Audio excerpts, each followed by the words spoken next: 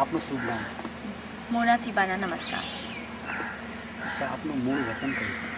મૂળ વતન હું રાજકોટની છું, પણ બ્રોટઅપ ઇન બોમ્બે. બચપનથી અમે લોકો, મારા પપ્પાને અમે લોકો બધા શિફ્ટ થઈ ગયા બોમ્બે, એટલે એજ્યુકેશન ને બધું ત્યાં થયું છે. અચ્છા, આપનો જન્મ ક્યાં થયો અને ક્યારે થયો?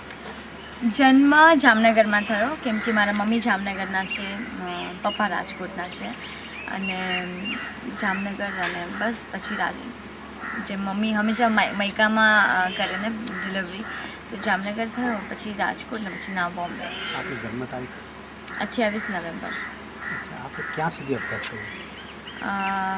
સો સોરી ટુ સે કે ગ્રેજ્યુએશન કમ્પ્લીટ નથી કર્યું, 12th સ્ટેન્ડર્ડ સુધી કર્યું છે, અને પછી 1 વર્ષનો ફેશન ડિઝાઇનિંગનો કોર્સ કર્યો છે.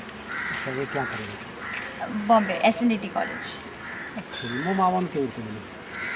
કારણ કે મારા પપ્પા પણ ફિલ્મ ઇન્ડસ્ટ્રીમાં છે છેલ્લા 30 વર્ષથી. એમણે પોતાની કરિયર ગુજરાત ઇન્ડસ્ટ્રીથી સ્ટાર્ટ કરી. પપ્પા અત્યારે પ્રોડ્યુસર છે, અમારી મ્યુઝિક કંપની છે, અમારી ફેક્ટરી છે, we are making VCD DVD audio cassettes manufacturing factory છે. પ્લસ મારા પપ્પા પ્રોજેક્ટ કન્સલ્ટન્ટ છે, નો ફિલ્મ ડિઝાઇનિંગ કરે છે, લાઈક ફિલ્મ બનાવીને આપે જે પણ ચાલુ છે. My dad is working for many big film stars, એટલે ઘણું બધું ફિલ્મ ઇન્ડસ્ટ્રીનું કામ પપ્પા કરી રહ્યા છે. તો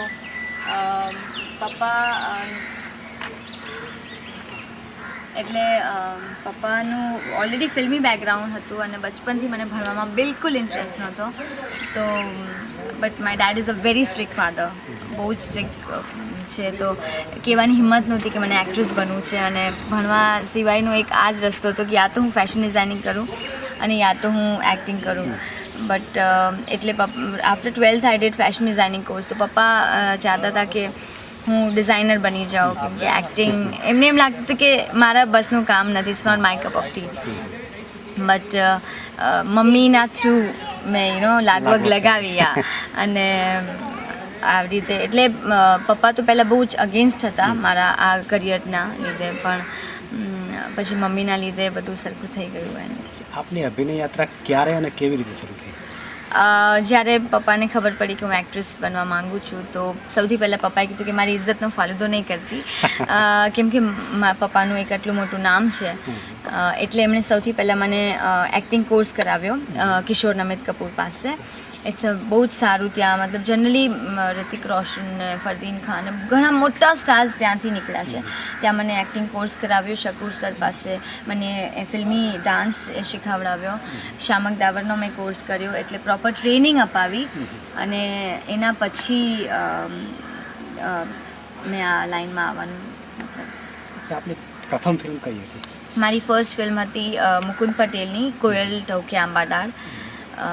એ પણ એકચ્યુઅલી મારા પપ્પાના બહુ જ સારા મિત્ર છે મુકુંદભાઈ, અને એ જ્યારે ફિલ્મ સ્ટાર્ટ કરી તો એમને નવી હિરોઈન જોઈતી હતી. જનરલી શું થાય કે નવી હિરોઈન જોઈએ એટલે બધા પપ્પા પાસે આવે, કે જે પપ્પાને ઓળખીતા હોય, કે પપ્પા કેમ કે સેક્રેટરીશિપ ચાલુ હતી, પપ્પા પાસે ઘણી બધી નવી છોકરીઓ હોય છે. એટલે એમણે પપ્પાને પૂછ્યું કે મને નવી હિરોઈન જોઈએ છે. તો પપ્પાએ કીધું ઓકે, ફોટોગ્રાફ્સ બતાવ્યા, અને ત્યારે તો એમણે નહીં કીધું કે મારી દીકરી છે, પણ એ કે મળવું છે. તો હી મેટ મી, અને અમે લોકોએ થોડીક વાર વાત કરીને ત્યાં જ એમણે મને સાઇનિંગ અમાઉન્ટનો ચેક આપી દીધો. એટલે આ રીતે મારી પહેલી ફિલ્મ શરૂ થઈ. પહેલી ફિલ્મ કરવા અહીંયા જ આવી હતી રાજપીપળા, અને પહેલી ફિલ્મનું શૂટિંગ કરી રહી હતી ત્યાં બીજી ફિલ્મ સાઇન કરી માવતર. એટલે અહીંયાથી હું ગઈ હાલોલ લકી સ્ટુડિયો. ત્યાં હું લકી સ્ટુડિયોનું કરી હતી ત્યારે મેં 3rd ફિલ્મ સાઇન કરી દીકરીનો માંડવો. એટલે ત્યાંથી પછી હું ગઈ સારંગપુર. એટલે હું એક ફિલ્મ કરવા આવી હતી, અને 3.5 મહિને 3 ફિલ્મ કરીને બોમ્બે પહોંચી.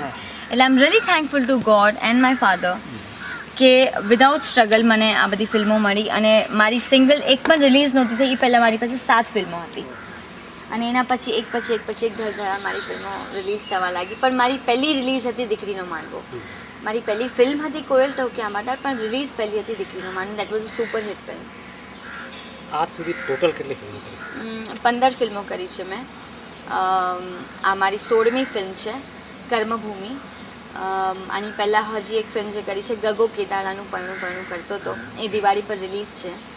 એટલે ઘણા બધા આલ્બમ્સ એ દરમિયાન મેં હમણાં આઈ થિંક 2 વર્ષમાં મેં 15 આલ્બમ્સ કરી લીધા છે ગુજરાતી, અને થોડી એડ્સ કરી છે અહીંયા, કેટલોગ્સ, ફેશન કેટલોગ્સ કર્યા છે. સૌરાષ્ટ્રમાં ઘણું બધું કામ કર્યું છે મોડલિંગનું. સમયની હમણાં એડ કરી મેં. ગગો કીર્તન પરણી કરતા એ ફિલ્મ વિશે બહુ ચર્ચાઓ છે. એ ફિલ્મમાં એવું શું છે? જનરલી બધા જ આર્ટિસ્ટ એમ કહેતા હોય છે કે આ ફિલ્મ બહુ ડિફરન્ટ છે, પણ આ ફિલ્મ જે પણ જોશે એ ખરેખર કહેશે કે બહુ જ અલગ છે. કારણ કે આ ફિલ્મમાં જે હીરોનું કેરેક્ટર છે, પહેલાં તો નામ સૌથી પહેલાં ગગો કેદારાનું પરણું કરતો હતો, એટલે નામ જ એટલું ફની છે કે લોકોને એમ લાગશે કે આ શું છે. અને જે કેરેક્ટર ગગો, હીરોનું નામ ગગો છે, અને જનરલી ફિલ્મમાં હિરોઇઝમ જ કરતો હોય, 10-12 વિલનોને મારી નાખે ને રોમેન્ટિક સોંગ્સ ગાય ના અને તે. આમાં પણ લવ સ્ટોરી છે આ, પણ હીરો બહુ જ અલગ રીતે એમનું કેરેક્ટર પોર્ટ્રે કર્યું છે. એક એમ કે આમાં હીરો એક બહુ જ સીધો સાદો, જેને દિન દુનિયાની પોલિટિક્સ, દિન દુનિયાની જે રમતો રમાય છે એ બધું કંઈ ખબર નથી, કોઈને મરાય નહીં, મારીએ તો પાપ લાગે, અહિંસાવાદી છે. એટલે એટલું બધું ભોળું કેરેક્ટર છે આ, એટલે આ ફિલ્મ ડિફરન્ટ છે. કેમ કે એ બધી જ મુસીબતોનો સામનો અહિંસાથી ને પ્રેમથી કરે છે. જનરલી હીરો હંમેશા ધમ ધૂમ ડિશુમ એનાથી કરતો છે, પણ આ બહુ અલગ એટલે છે.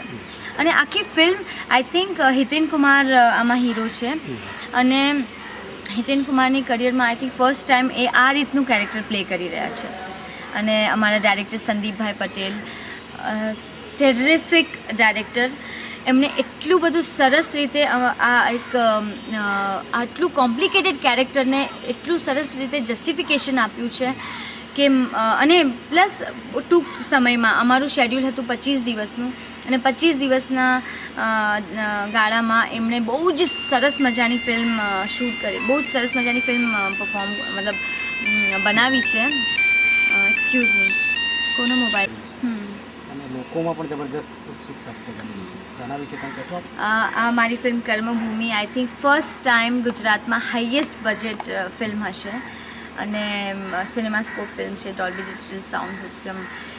લાઈક તમને એમ લાગશે કે હિન્દી ફિલ્મ જોઈ રહ્યા છો.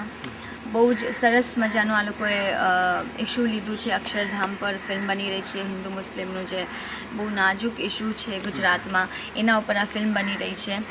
અને ફર્સ્ટ ટાઈમ જીતુભાઈ પટેલ અમારા ડાયરેક્ટર છે, એમણે બહુ જ આ એક સાહસ ઉપાડ્યું છે, એક અલગ ફિલ્મ બનાવવાની કોશિશ કરી છે, અને બહુ એમાં સફળ થયા છે. કેમ કે મેં ફિલ્મના રશીસ જોયા, બહુ જ સરસ ફિલ્મ બનાવી છે. અમારા પ્રોડ્યુસર જે અશોકભાઈ પટેલ છે, એમણે પણ આટલા બધા પૈસા રોકીને અમારા બધા પર વિશ્વાસ રાખ્યો, એટલે બહુ જ મોટી વાત કહેવાય.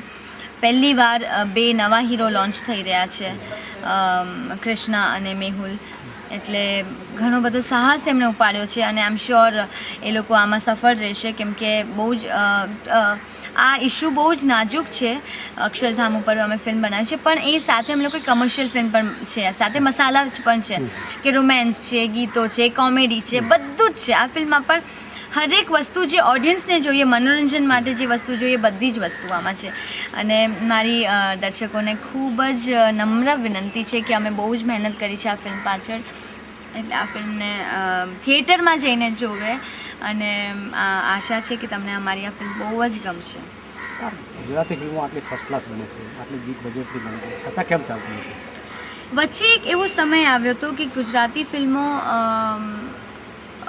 નહોતી સારી બનતી, મતલબ રેશિયો સારી ફિલ્મોનો ઓછો હતો. સારી ફિલ્મો બનતી હતી, એવું નહોતું કે એકદમ કમ્પ્લીટલી બનતી નહોતી, પણ રેશિયો ઓછો થઈ ગયો હતો. કેમ કે ટીવી મીડિયા હવે એટલું સ્ટ્રોંગ થઈ ગયું છે, ઘરે બેઠા બધાને ટીવીમાં 1થી 1 પ્રોગ્રામો જોવા મળે છે. હિન્દી ફિલ્મો આટલી બને છે, તો એમાં થોડું, અને ગુજરાતી ફિલ્મોનું બજેટ ઓછું હોય, એટલે એવી જાગ જમાળ ન હોય આ તે.